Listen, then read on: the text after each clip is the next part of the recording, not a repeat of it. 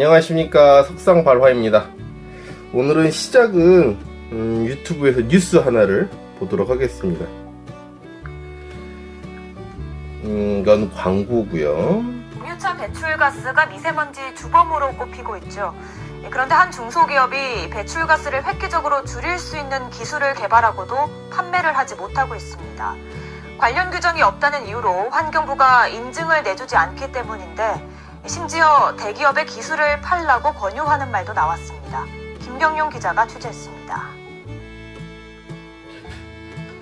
흔히 DPF로 불리는 배출가스 저감장치 개발 전문업체입니다. 이 업체는 6년 동안의 연구 끝에 자동차에서 뿜어져 나오는 배출가스를 획기적으로 줄이는 장치를 개발하는 데 성공했습니다. 기존 제품과 비교해 가격은 10분의 1 수준에 불과하지만 매연은 28% 줄이고 연비는 7% 이상 높여준다는 실험 결과가 나왔습니다. 하지만 어찌된 일인지 개발에 성공하고도 2년 동안 판매를 하지 못하고 있습니다. 환경부 인증을 저희가 신청을 했고, 이 신청에서 저희가 불허가 돼 있는 상태입니다. 그래서 여러 가지 조건이 부합되지 않는다고 해서. 기존 제품은 발생한 매연을 필터로 걸러 소각하는 이른바 후처리 방식인데 반해 이 업체의 제품은 내연기관에 설치해 발생 단계부터 배출가스를 줄이는 선처리 방식입니다. 현재 환경부의 관련 기술 검사는 후처리 방식에 대한 규정만 있어 이 업체를 인정할 수 있는 법적인 근거가 없다는 겁니다. 결국 생산 초기 물량 만여 개, 시가로 따지면 30억 원어치에 해당하는 제품이 이렇게 2년째 창고에 방치되고 있습니다. 수출길도 막혀 있습니다. 국내 인증이 어렵자 독일 인증기관에 성능 실험을 요청해 뛰어난 효과를 인정받았지만 해외 구매업체들이 국내 판매 실적이 없다는 이유로 최종 계약을 미루고 있습니다. 상황이 이런데도 관련 부처는 규정만 내세우고 있습니다. 심지어 대기업의 기술을 팔 것을 권유했습니다. 그 현행 방법에 의해서 저감질기도 나오는 장치가 아니고요. 그렇게 좋은 장치를 개발하셨으면 현대나 기아 제작사 쪽에 가셔서 제안을 하시면은. 미세먼지와 전쟁을 선포한 정부와 지방자치단체, 배출가스 규제를 늘리는 것만이 미세먼지를 줄이는 해법인지 고민해야 할 시점입니다. YTN 김병용입니다. 근데 이거 말고도 굉장히 더 많은 동영상이 있고 더 많은 자료가 있기는 하지만 그런 것들은 본인 스스로가 관심이 있다면 찾아보도록 하고, 내가 하고 싶은 이야기는 90년대에도 이미 이런 일이 굉장히 많았다라는 거지. 그렇기 때문에 기술직이 천시받고 있다라는 거. 90년대에 분명히 어떠한 교수님께서 빨간색 프레스토를 가지고 우리가 옛날에 쓰던 그 워드 작업이 녹색으로 표시되던 모니터를 가지시고 무인차를 만드셨었지, 이 교수님이. 근데 텔레비에 나오셔서 여기서도 아까 얘기했지, 이렇게 좋은 기술이 있으면 현대 기아에 가서 얘기를 한번 해봐라. 마찬가지지만 90년대에서도 그 무인차 기술을 너무 앞서가셨지만, 이 교수님께서 너무 앞서가셨지만 프레스토를 가지고 현대 기아에서 사줄 것이라고 생각했지만 그 기술은 사장이 되고 인제 와서 대학 경진대회 같은 데에서 학생들을 지원을 해가지고 오프로드를 주행을 하는 기술을 만들고 있지. 인제 와서 몇 년 되기는 했지만 인제 와서 하고 있다는 거야. 떠도는 유언비어를 얘기해볼까? 떠도는 유언비어 순서대로 얘기해보자고. 좀 연식에 따라서.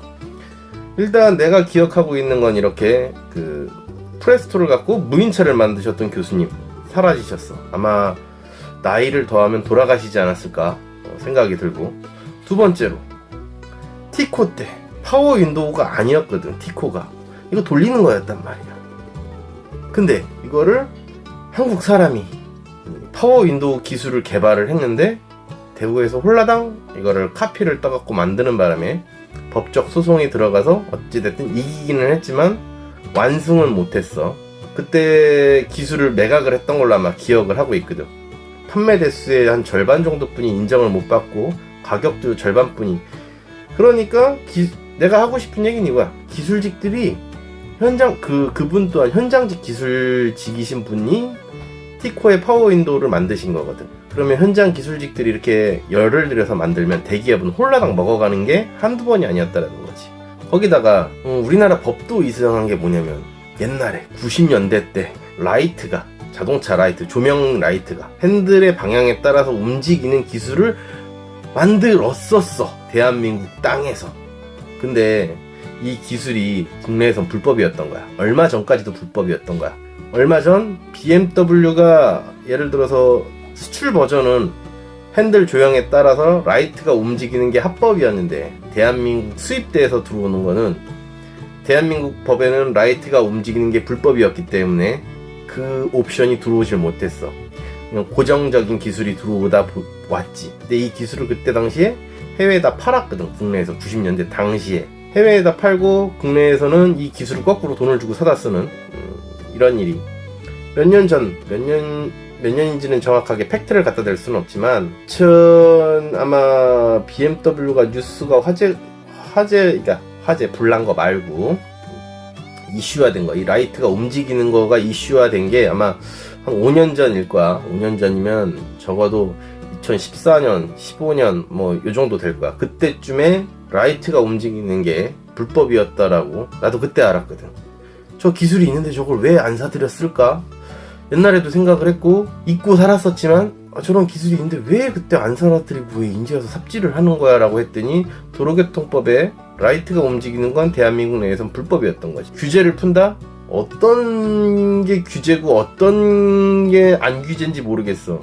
규제도 많고 대한민국 기업은 날로 먹으려고 그러고, 그러니까 현장직 종사자들이 이렇게 만들어낸 연구 개발품들을 날로 먹지. 지금 또한 이렇게 그 매연 테스트, 독일 가서 아마 내 돈 들여서 용역을 맡겼을 거야. 독일에 있는 회사에다가 이 제품을 달았을 때 어떠한 만큼의 성능 효과가 있는지 분명히 내 돈을 들여서 연구 용역을 마쳤는데도 불구하고, 해외에서 유명한 이런 회사에서 인증을 해주는데도 불구하고 현대기아는 현대기아뿐만이 아니라 환경부 또한 손 놓고 있는 거지. 근데 이런 일이 몇 개 더 있어. MP3 알고 보면 그거 우리나라에서 만들었거든. 지금 아마 생존해 계실 거야. 어느 회사인지는 기억이 안 나지만 MP3 우리나라에서 만들었어. 근데 돈 버신 분은 스티브 잡스 형님이 돈을 버셨지, 아이팟 플레이어로. 근데 그걸 아는 사람들이 없다라는 거야. MP3 흔하지 지금은 어디에나 다 달려있고, 얼마 전까지는 뭐 MP3 플레이어를 따로 구매를 했어야만 했어. 근데 이 MP3 플레이어가 정말 국내 기술로 제조가 됐다라는 거지. 이걸 아는 사람들이 극히 드물다라는 거. 몇 년 전 이야기이긴 해. 근데 이만큼이나 기술직들이 천시를 대한민국 내에선 받고 있다라는 거야. 이러기 때문에 기술직에 대해서 젊은 친구들이 관심이 없어 하지. 관심도 없고, 해봐야 보상도 못 받고, 소비자 또한 내가 이만큼 노력을 해서 이렇게 남을 시켜서 일을 했으면 수고비를 내야 되는데 무조건 싸게만 하려고 하고, 내가 일을 했는데 떳떳하게 받아야 되잖아. 떳떳하게 받아야 되는데 떳떳하게 받을 수 없고. 근데 선진국인 나라들 봐봐. 선진국이 러시아도 선진국인가? 중국은 G2 반열에 올랐으니까 대한민국보다 선진국이지. 이런 선진국들, 인도도 선진국인가? 대한민국보다? 근데 인도도 하다못해 기초과학이 발달된 나라. 인도 기초과학 우리나라보다 많이 발달됐거든. 로켓도 쏘고 핵무기도 있고 전투기도 아마 만드는 걸로 알고 있어, 내가 인도에서. 근데 이런 기술이 발달된 나라일수록 기술직 엔지니어에 대해서 우대를 한다라는 거지. 그리고 많은 사람들이 기술에 대해서 관심을 가져야 한다라는 거고, 기술직을 천시하지 않는다라는 거야. 뭐 인도 같은 경우는 인건비 자체가 워낙 싸기 때문에 기술직을 천시하는 것 같기는 하지만, 그래도 그 나라에서는 많이 받을 만큼은 받고 사는 거거든. 근데 대한민국은 과연 그만큼 받고 사나? 러시아도 받을 만큼 받고 사는 거고, 그렇지 않나? 러시아, 호주. 그러니까 러시아 같은 경우 우리나라보다 환율이 낮기 때문에 안 가는 거긴 하지만 돈을 잘 벌긴 하거든. 러시아로 우리나라 차 굉장히 수출 많이 나갔고, 러시아로 우리나라 사람들 굉장히 많이 가서 정비를 또 하고 있는 것도 사실이고, 알게 모르게 호주도 많이 가 있고, 캐나다 많이 가 있고, 미국 많이 가 있고, 유럽도 가 있기는 하지만 극히 드물지. 그렇다는 얘기는 기술을 중시하는 나라일수록 선진국이라는 거야. 근데 대한민국에서는 기술을 그렇게 중요하게 생각하지 않아. 그냥 기술은 소모품이고 뺏어 쓰는 것이고 훔쳐서 쓴다고 해야 되나? 어떻게든 강매? 강탈? 남이 열심히 빚어놓은 열매, 과실을 갖다 훔쳐 쓰는 그런 느낌이라 그럴까? 너무 비하기 심했나? 하여간 그러나 실제 현실에서 느끼는 감정은 그런 감정이라는 거야. 정말 내가 모르는 다른 기술들, 이런 기술들이 정말 사장되고 묻힌 게 엄청나게 많거든. 카피당하고 베껴지고 대기업한테 뺏기고 뭐 이것뿐만 아니라 프로그램 만들었던 거 삼성이었던가? 어떤 분이 그 소프트웨어 개발해갖고 보여줬더니 낼름 뺏겨가지고 법에 소송 걸리고 했던 것들, 이게 다 누가 이렇게 만든 거야? 대기업들이 다 이렇게 만든 거라고 생각을 하거든. 일반인들이 보고 느끼면서 아, 이걸 하면 안 되겠구나, 힘들어서 만든들 대가가 있는 게 아니라 보상이 있는 게 아니고 폭력만이 난무하는구나, 대기업이 이렇게 만든 거 아닌가? 그러고 나서 이제 와갖고 기술직 엔지니어가 필요한데 기술직 쓸만한 엔지니어가 없어. 돌고 도는 거 아닌가? 아이러니한가? 기술직 엔지니어가 필요하다는데 기술직 엔지니어는 돈 받고 해외로 빠져나가고 있어. 중국이라든지 뭐 다른 나라로 기술 이전해 주러 빠져나가고 있다고. 그만큼 대우를 있을 때 잘해주지 않고 빠져나간 다음에 잘해준다는 거지. 근데 우리가 가치를 만들어 가야 된다는 거. 우리 아이들이 살아가기 더 좋은 나라가 되려면 성장 동력이 어디서 나와? 기술에서 나온다는 거거든. 우리가 좀 더 풍요로운 세상이 되려면 소프트웨어를 만들고 기계를 만들고 가치를 만들어가는 거지. 농사를 비하하는 게 아니라 당연히 농사도 잘 져야 되겠지. 그렇다고 서비스 산업이 발달한다고 해서 사회가 더 풍요로워지는 건 아니잖아. 기술이 더 발전돼야만이 우리가 더 풍요로워지는 거 아닌가? 근데 그러려면 기술직 엔지니어가 필요해, 안 필요해? 근데 젊은이들은 기술직 엔지니어 기피하고 있잖아. 어떻게 보면 맹목적인 돈을 벌려고 그러지 기술을 배우려고 하는 친구는 하나도 없거든. 악의적인 표현일 수도 있어. 이거를 보고 있는 당신이 돈을 벌으셔서 무엇을 하실 거예요? 나의 개인적인 생각에 나의 개인적인 판단일 수도 있겠지만 막연하게 목적 없이 돈을 버는 행위는 끝내는 여자, 도박, 투자. 뭐 투자를 잘해서 성공할 수 있긴 하겠지. 제일 좋은 게 투자이긴 하겠지만 끝에 가서 보면은 바람을 피시거나 이혼을 하시거나 도박을 하시거나 맹목적으로 돈을 버시는 분들은 이 세 가지 안에 다 들어간다는 거지. 묻지마 투자를 하시거나 내가 돈을 벌어서 무엇을 해야 되겠다라는 구체적인 신념이라든지 목적이 없다고 하면 그냥 돈을 버시는 분들은 내 주위에 그런 게 된 것 같아. 대체적으로 봤을 때. 그래서 돈만 쫓는 게 결코 좋지 않다고 생각을 하는 거거든, 나는. 근데 앞으로 나의 아이들이 성공을 하려면 기술을 습득해야 된다고 생각을 하거든. 근데 기술을 습득해서 무엇을 만들어낸다고 해도 이거를 지켜낼 수 있는 힘이 있어야 된다고 하거든. 이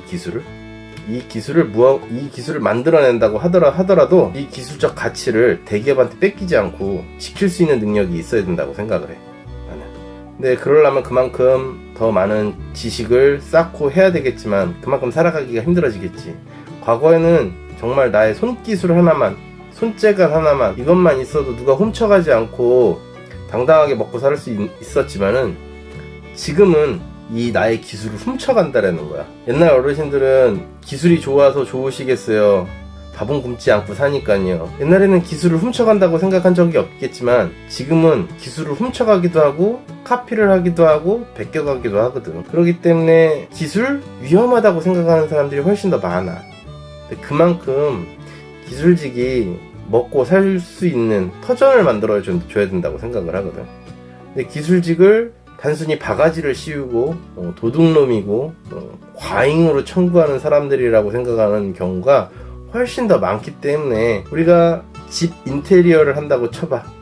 인테리어를 하려고 하면 모든 걸 싹 뜯어내고 하려고 하면 그만큼 다 뜯어내려고 하면 인건비도 들어가고 폐기물도 치우는 값이 더 들어가. 그러기 때문에 비용을 싸게 하려면 덜 뜯고 덜 폐기물이 나오게끔 만들어서 작업을 한단 말이지. 한번 너희들이 경험을 해봐. 이게 무슨 얘기인지 말도 안 되는 소리 아니야? 다 뜯는데 무슨 소리를 해? 라고 할 수도 있어. 근데 지금 집수리, 예를 들어서 실내 인테리어를 한다고 치자. 타일이 돼 있어. 타일을 덧방을 치지 타일을 다 띄어가면서까지 인테리어를 해주는 가게는 찾기가 힘들 거야. 이런 얘기를 하는 거거든. 근데 이것뿐만이 아니라 많은 게 있어. 당연히 덧방을 친 만큼 공간은 좁아져. 덧방을 대면 덧방을 댄 만큼 공간은 좁아지고 높이는 그만큼 올라오고 협소해지는 거지. 근데 그만큼 폐기물이 덜 나오는 거고 그만큼 인건비가 적게 나오는 거지.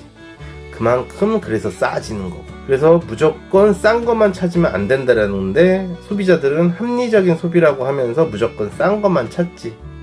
이게 문제인 거지. 기술직들도 알게 모르게 학습을 한 거야.